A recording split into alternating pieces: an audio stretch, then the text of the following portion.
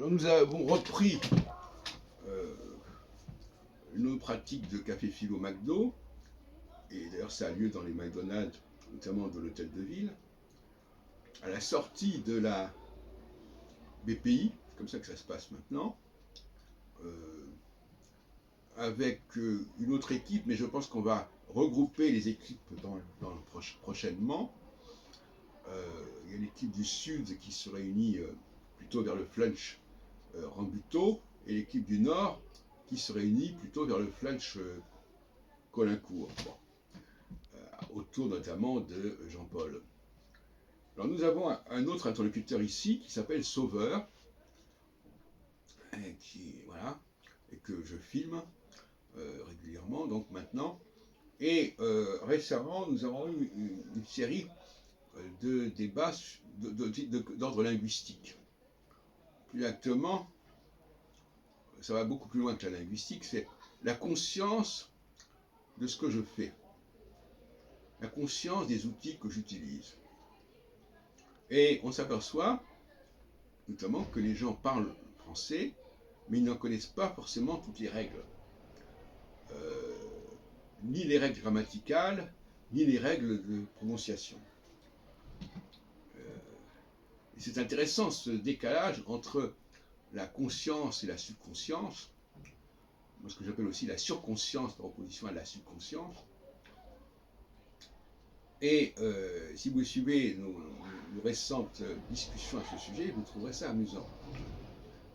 Comment forme-t-on le futur, par exemple? Comment prononce-t-on, comment doit-on lire le français? Alors il y a la lecture scolaire, qui est une lecture de la dictée, qui est une lecture qui n'a aucun intérêt, et qui est là uniquement pour valider l'orthographe du français, et encore. Et il y a la lecture vivante, réelle, qui est toute autre affaire, et qui, elle, est comparable, avec, d'ailleurs notre ami Sauveur est un grand amateur de musique, comparable à l'interprétation d'une partition. L'écrit est une partition pour le français, comme pour un pianiste, etc. Et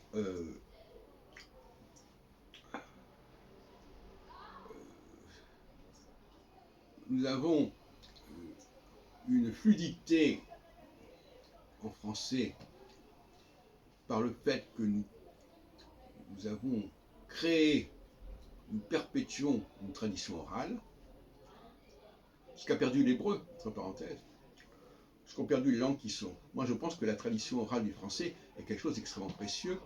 C'est un patrimoine de l'humanité, parce que c'est oral. Il y a une oralité qui est conservée notamment à Paris, qui évidemment peut déconcerter la personne qui a appris le français à la façon qu'on apprend quand on apprend l'espagnol ou je ne sais pas quoi, ce qui n'est pas du tout la bonne façon de faire. Il y a une sorte d'inconscient collectif, si on veut, des locuteurs français parisiens, qu'on ne retrouve pas d'ailleurs à Marseille, et encore moins dans d'autres endroits, qui a perpétué une